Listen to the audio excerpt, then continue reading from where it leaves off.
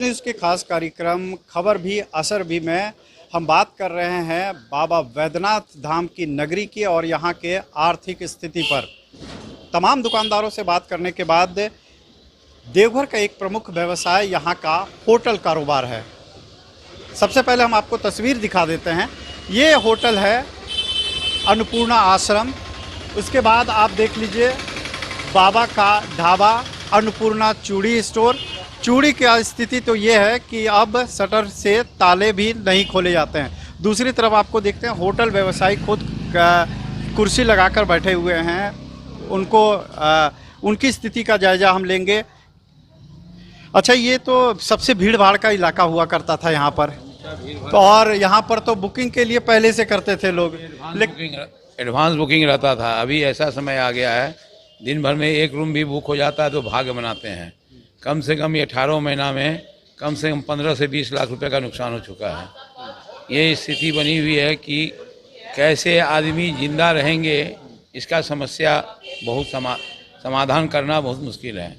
और अगर यही स्थिति 2-3 महीने में रहे तो आप आदमी तरफ तरफ के मरने लगेंगे, आदमी अपने आप को फांसी लगाने लगेंगे। कहाँ से कर्ज चुकाएंगे? निगम को छूट दिया आप लोग को? कोई निगम किसी प्रकार का कोई छूट नहीं दिया। कोई तरह का कोई ये नहीं है। टैक्सेशन जो है वो लागू है। सब पैसे बिजली बिल में सब चीज़ में लागू है। कोई भी 5 रुपये की कटौती नहीं किया और हर महीने बिल को भी जमा करना पड़ता है।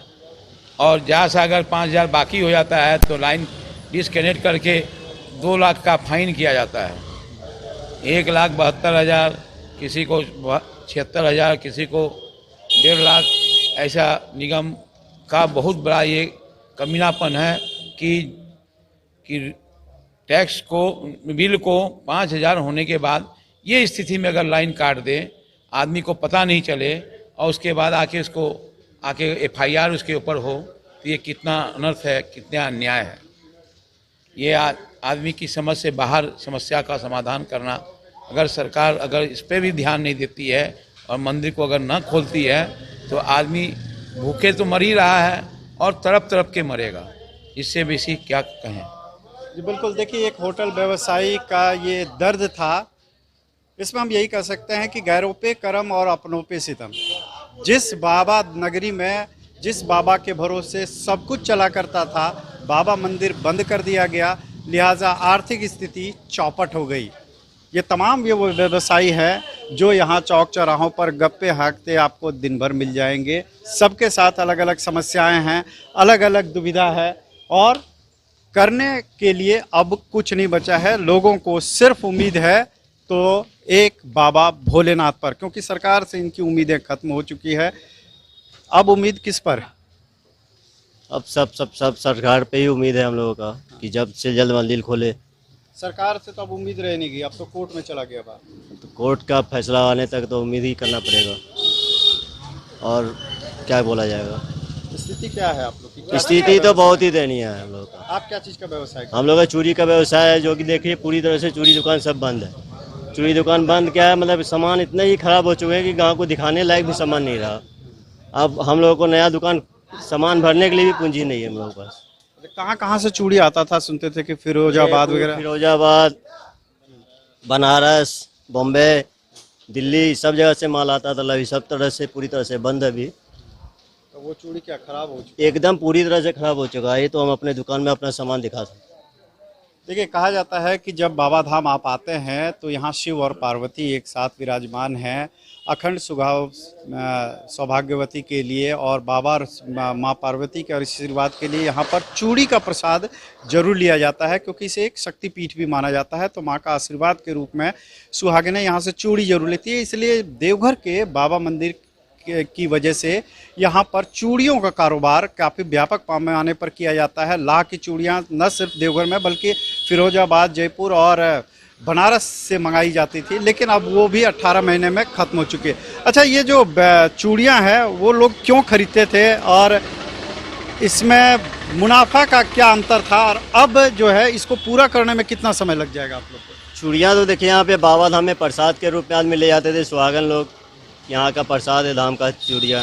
और जब तक रहा रिकवरी का, तो हम लोग रिकवरी में 4 से 5 साल का समय भी कम है। रिकवर करने में, क्योंकि इतनी तरह पूरी तरह से टूट चुके हैं कि दुकानदार सब, पूंजी का तो नामो निशान नहीं है, सब कर्ज में डूब चुके हैं। सामान, अब नया सामान भरने के लिए पूंजी नहीं है हम लोग के पास। अब कैसे चलाए वो बाबा ही बता सकते हैं हम लोग। रेंट पर है दुकान आपका? टोटल रेंट पे है सर, 2 साल से किराया नहीं दे पा रहे हैं हम लोग। मकान मालिक भी तो? मकान मालिक का खैर प्रेशर तो है, लेकिन अभी तक मकान मालिक कुछ बोल नहीं रहे हैं। प्रेशर तो बना हुआ है और मकान मालिक है कि अभी तक कुछ बोल नहीं रहे हैं। कब खनकेगी चूड़ियाँ अभी? अरे क्या बताएं, पिछले 18 महीने से हम लोग बंद पड़े हुए हैं। 2-2.5 महीने मात्र खुली दुकान, उसके बाद टोटल बंद पड़े हुए हैं। उसके बाद दुकान में जितना भी माल है, मतलब कम से कम 90% माल खराब हो चुका है। एकदम अभी भी दुकान बंद पड़ा हुआ है। जब तक नहीं खुले बाबा का पट, कोई सीन नहीं है हम लोग के पास। और एक किराया उराया तो सभी का माथा में चढ़ा हुआ है सर।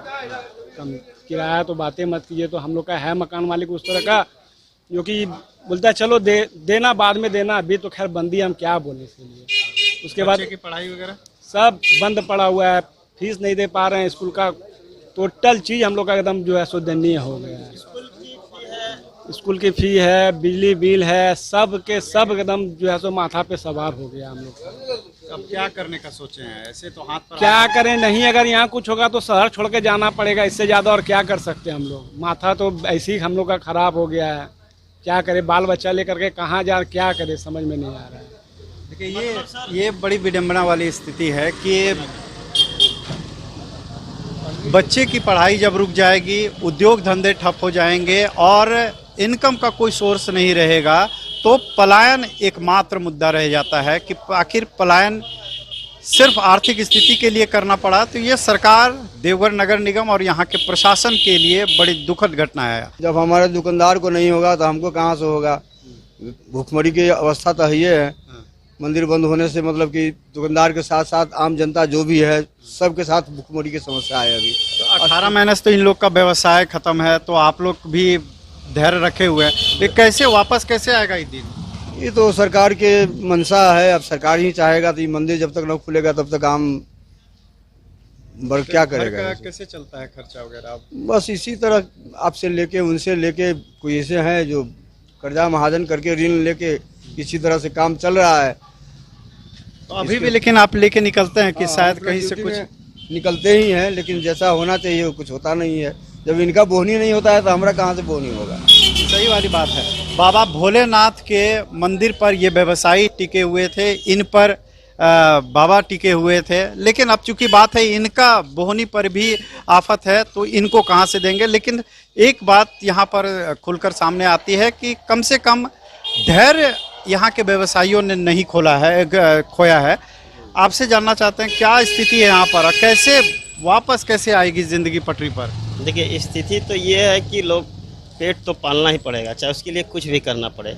कोई घर गिरवी रख दिया है, कोई घर का जेवर बेच दिया है, कोई बाइक बेच दिया है, किसी का पर माथा पे कर्ज हो गया है। माने अनगिनत चीज़ें हैं जो हम बता भी नहीं पाएंगे कि बहुत सारा। हम लोग मध्यम वर्गीय हैं और व्यापार वर्ग हैं, समझे ना। हम लोग मध्यम वर्गीय और व्यापार वर्ग है। हम लोग बहुत सा अपना कष्ट जो है ना किसी के साथ शेयर भी नहीं कर सकते हैं। आप समझ लीजिए कि हमारे घर में बच्चे हैं, बच्चे का शौक़ तो दूर, उसकी ज़रूरतें पूरे नहीं कर पाते हैं। घर में बुजुर्ग हैं, उनकी दवाइयाँ हैं, उनके साथ साथ उनका सही इलाज नहीं करा पा रहे हैं, या करा पा रहे हैं तो कहीं ना कहीं कर्ज लेके करा पा रहे हैं। मतलब समझ लिए घर में गृहस्थी में बहुत ऐसी चीज़ें हैं जो सब कोई जानते हैं कि बहुत सारी चीज़ें होती है जो गृहस्थी में काम आती है। और हमारे गृहस्थी इस व्यवसाय से ही चलता है, और इस ये व्यवसाय जो है हमारे बाबा मंदिर आने वाले श्रद्धालुओं से ही चलता है। इसलिए हम सरकार से निवेदन करते हैं कि हम लोग बहुत पालन किए हैं आपके प्रोटोकॉल का। अब स्थिति को देखते हुए सामान्य हो गया है स्थिति, अब हमारा मंदिर बाबा मंदिर खोल दे ताकि हम लोग का आजीविका चले। आस्था के साथ साथ ये लाखों लोगों का आजीविका का सवाल है, समझे ना। बस इतना ही मैं कहना चाहता हूँ सरकार से। बिल्कुल, देखिए भावनाएं इनके सामने है, लेकिन हम आपको जिस एक कागज़ का टुकड़ा दिखाने की कोशिश कर रहे हैं, इसको समझने की कोशिश कीजिए। ये महज कागज़ का टुकड़ा नहीं है, ये यहाँ के हज़ारों परिवार की वेदना है कि जहाँ एक ओर लोग आर्थिक संकट के दौर से गुजर रहे हैं, दूसरी ओर स्कूल की तरफ से ये पुर्जा थमा दिया जा रहा है और लगातार एग्ज़ाम के नाम पर ये प्रेशर दिया जा रहा है कि अगर कॉपियाँ चाहिए एग्ज़ाम के लिए तो इतना फीस आपको अदा करना पड़ेगा। इसमें 6,400 रुपये का इनको बिल थमा दिया गया है, जहां पर एक महीने के राशन को यहाँ पर इनको मयस्सर नहीं हो रही है, वहाँ पर 6 से 7,000 रुपये एक एक बच्चे के फीस के लिए यहाँ के स्कूल प्रबंधन के द्वारा ये दिया जा रहा है। ये है सनराइज द्वारिका विद्यालय का, लेकिन ये सिर्फ एक स्कूल, निजी स्कूल की बात नहीं है। यहाँ के तमाम स्कूल ऐसे पुर्जे घर घर भेज रहे हैं और एग्ज़ाम के ठीक पहले ये भेजा जाता है ताकि बच्चों के जो अभिभावक हैं वो प्रेशर में आए और इनके फ़ी को डिपॉजिट कर सकें। तो तमाम ऐसी दुविधाएं हैं यहाँ पर, तमाम ऐसी बातें हैं जिनको ये बयां भी नहीं कर पाते हैं। जब भी हम इनसे बात करते हैं तो इनकी ये भावुक हो उठते हैं। ये भावनाएं हैं कि इनकी उम्मीदें अभी ख़त्म नहीं हुई है, लेकिन टूटने के कगार पर ज़रूर पहुंच गई है। लेकिन एक विश्वास है, ये विश्वास यहाँ के सरकार पर नहीं है, ये विश्वास यहाँ के प्रशासन पर नहीं है, ये विश्वास है इनको अपने भोलेनाथ के ऊपर। इनकी पूरी आर्थिक स्थिति बाबा भोलेनाथ पर टिकी है और आज भी ये ना तो सरकार पे भरोसा कर रहे हैं और न इनके वादों पर। इनको भरोसा है तो सबसे ज़्यादा अपने भगवान भोले पर। इसलिए ये कहते हैं कि अगर बाबा चाहेंगे तो मंदिर खुलेगा और उसके बाद शायद इनका व्यवसाय चल निकलेगा। और जो आज आर्थिक संकट से ये गुजर रहे हैं, जिस तरीके से बाबा के ये भोले के ये जो भक्त हैं, जो अपने बच्चों की ख्वाहिशें भी पूरी नहीं कर पा रहे हैं, शायद बच्चे डिमांड करेंगे और इनके पिता, वो दिन भी आएगा जब इनकी ख्वाहिशें पूरी भी करेंगे। ब्रेक के बाद खबर भी असर भी के इस कार्यक्रम में हम सिलसिला जारी रखेंगे और कपड़े दुकानदारों से भी बात करेंगे कि आखिर लगन और तीज त्यौहार जैसे जितने भी पर्व हैं उसमें उनकी बिकवाली क्यों नहीं हुई और आर्थिक स्थिति में सुधार क्यों नहीं हो पाया। रात की नगरी में जब आप आते हैं तो यहाँ से पेड़ा, बद्धी, चूड़ा आदि प्रसाद जरूर ले जाते हैं, लेकिन एक प्रसाद ऐसा है जिसे यात्री यहाँ से लेना नहीं भूलते हैं, वो है यहाँ का चूड़ी प्रसाद। और ये तमाम पीतल और जो कि पूजा पाठ में इस्तेमाल होता है और बाबा भोलेनाथ की नगरी में इसका बहुत अच्छा व्यवसाय रहा है। तमाम ये दिए हैं, घंटी है और ये पूजा पाठ में इस्तेमाल होने वाले ये तमाम पीतल और तांबे के बर्तन हैं, जिसका खासा उपयोग हर एक घर में किया जाता है। और इसके साथ साथ माँ पार्वती और यहाँ के, चूँकि ये शक्तिपीठ है, तो यहाँ माता का आशीर्वाद के रूप में सुहागिनें चूड़ी ले जाना नहीं भूलती है। लेकिन अब देख लीजिए, ग्राहकों के इंतज़ार में यहाँ के ये जो व्यवसायी हैं, हालांकि उम्मीद नहीं रहती है, लेकिन पहले सुबह से ही ये लोगों के इंतज़ार में रहते हैं। चकाचौंध रोशनी है, यानी मीटर चालू है, पंखे चल रहे हैं, मतलब मीटर चालू है। लेकिन इससे कितना आज का व्यवसाय होगा, क्या इनकम होगा, ये इन्हें शाम तक भी पता नहीं होता है। कुल मिलाकर अगर बिकवाली हुई तो आज घर का चूल्हा जलेगा, नहीं हुई तो बाबा भोलेनाथ जाने। यहाँ के व्यवसायी हैं, क्या चूड़ी का जो व्यवसाय है कितना बढ़िया हुआ करता था, अब क्या स्थिति आ गई है? बहुत अच्छा था बिजनेस, हम सब का कभी सोचने नहीं पड़ता था कि बाबा मंदिर बंद, ऐसा बंद हो जाएगा। भैया बाबा से मनाते हैं, हेमंत शहर से मनाते हैं कि अब आर्थिक स्थिति एकदम कमजोर हो गया है, बाल बच्चा के लिए, मेरे परिवार के लिए अब खोला जाए। अब सबर का बांध टूट चुका है, अब खोला जाए। शहर से यही अनुरोध है, हाथ जोड़ के करते हैं, प्रार्थना करते हैं कि हेमंत शहर से कहना है कि हाथ जोड़ के दुकानदार संघ का उपाध्यक्ष के नाते खोला जाए। अब सबर का फल बहुत ज़्यादा हो गया सर, दयनीय हो गया है। आर्थिक स्थिति एकदम टूट गया, न भाड़ा दे पा रहे, न बिजली का किराया दे पा रहे, लाइन काट दे रहा है, बहुत टॉर्चर हो रहा है हम सब पर। दुकानदार का बुरा हाल हो गया है। अब चाहते हैं कि हेमंत सर से क्षमा याचना, भूल चूक माफ़ करें और जल्द से जल्द मंदिर खोला जाए, और इससे ज़्यादा हम कुछ नहीं कर सकते। वो सिर्फ मंदिर पर ही आधारित है और मंदिर खुलेगा तभी विकास की रफ्तार भी तेज होगी और इनकी आर्थिक स्थिति में सुधार भी होगी। देखिए, ये वही पेड़ा का दुकान है जहाँ पर पेड़े का अंबार लगा हुआ करता था। कभी यात्रियों की भीड़ इतनी ज़्यादा रहती थी कि बाहर एक काउंटर लगाना पड़ता था, लेकिन अब स्थिति है कि महज एक सिंबॉलिक रूप से कुछ पेड़ा प्रसाद वगैरह यहाँ पर रखे हुए हैं, ताकि अगर भूले भटके कोई यात्री आते भी हैं तो एक प्रसाद के स्वरूप के रूप में एक छोटा सा उपहार ले जाते हैं। अच्छा ये बताइए कि पेड़ा का व्यवसाय पहले कैसे चलता था, अब क्या हो गया? पहले सर अब तो माल बर्बाद, 1.5 साल से माल बर्बाद हो गया पूरा। हम लोग पूंजी तक नहीं है कि कहाँ दुकान पूंजी भरे हम। ठीक है, स्कूल का फीस कहाँ से भरे? स्कूल का फीस बकाया बहुत ज्यादा हो गया है। दुकान का किराया भी होता है, बहुत किराया बकाया, स्कूल का बिल बकाया है, बिजली बिल बकाया है, ऐसे पूरा बकाया है। कहाँ से मैं EMI बड़ा तंग कर रहा है, बैंक से लोन जो लिए हैं हम लोग। अच्छा ये तो कच्चा ये होता है, तो कच्चा जब होता है तो ये तो खराब हो जाता होगा ना फिर? जी सर, खराब तो है तो बनाते हैं, थोड़ा थोड़ा बनाते हैं, बिकता ठीक नहीं तो फेंकना पड़ जाता, लास्ट में कच्चा सामान है। तो दुकान भी आपका खाली हो गया? खाली हो गया, पूंजी नहीं है। 1.5 साल से घर चलाना मुश्किल हो गया, पूंजी कहाँ से भरेंगे? देखिए ये सबसे बड़ी समस्या है। इस दुकान की तरफ एक बार पहले आप रुक कर लीजिए। ये दुकान चूड़ी, पेड़ा, प्रसाद और सिंदूर से भरा हुआ रहता था, लेकिन एक सिंबॉलिक रूप से ये इनको सिर्फ ये अगरबत्ती है, महज इस अगरबत्ती के सहारे जिंदगी चल रही है। लेकिन इसकी लागत भी इतनी कम है कि अगर ये 100 पैकेट भी बेच दें तो उस दिन का खाना पूरा नहीं किया जा सकता। पूरे दुकान का माहौल आप देख लीजिए कि महज अब सिर्फ व्यवसाय था। इस बात को ये दृश्य यहाँ पर बता रहा है कि ये व्यवसाय कभी हुआ करता था। ये तमाम देखिए व्यवसायी हमारे साथ हैं यहाँ पर, और सबकी विडंबना यही है कि इनके पास अब पूंजी नाम की कोई चीज नहीं रह गई है कि कोई पूंजी हो और ये पूंजी के सहारे ये फिर से खड़ा हो गए। जानकार ये भी बताते हैं कि जो कुछ भी यहाँ पर जिस तरीके से 18 महीने में उद्योग व्यवसाय ठप हुए हैं, उसको पटरी पर लाने के लिए 5 से 7 साल का समय लग जाएगा। जिस तरीके से इनके ऊपर कर्ज का बोझ पड़ा है का जो ये विकास की पटरी पर आएगी, लौटेगी, आप लोग का दिन लौटेगा, उम्मीद अब भी कुछ बचा है या आप लोग हताश हो चुके हैं? ना हम लोग हताश नहीं हुए, क्योंकि जब तक बाबा बैद्यनाथ का आशीर्वाद है हम लोग पास, जब तक हम हताश होने वाला काम नहीं है। हमारा बाप माए बहन बहनों जो भी बोलिए, करता धरता सब बाबा बैद्यनाथ है।